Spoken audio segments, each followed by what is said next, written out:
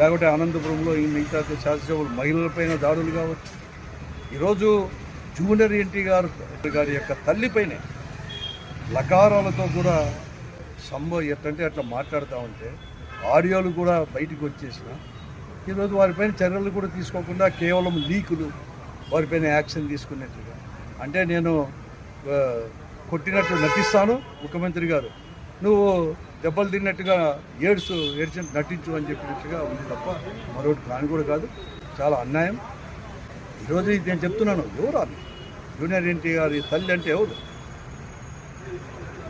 స్వయంగా కూడా నందమూరి హరికృష్ణ గారి సతీమణి, బాలకృష్ణ గారికి, పురంధేశ్వర్ గారికి, చంద్రబాబు నాయుడు గారి సతీమణి భువనేశ్వర్ గారికి సొంతంగా వదిన.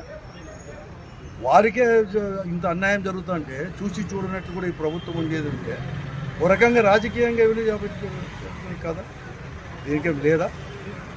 అదే మహిళ అటువంటి మహిళలు ఎప్పుడో సోషల్ మీడియాలో ఏదో మాట్లాడాలని చెప్పేసి 4-5 సంవత్సరాల కింద మాట్లాడాలని చెప్పేసి ఇప్పుడు కేసులు రిజిస్టర్ చేసి ఎఫ్ఐఆర్లు ఇప్పుడు పెట్టేసి ఈరోజు వాళ్ళని జైలు పాలు చేసి 2 నెలలు 3 నెలలు జైల్లో కూడా మగ్గిపోయేటట్టు కూడా చేస్తున్న ఈ ప్రభుత్వం అధికార పార్టీ ప్రజాప్రతినిధులకు ఇది వర్తించదా అని చెప్పినారు.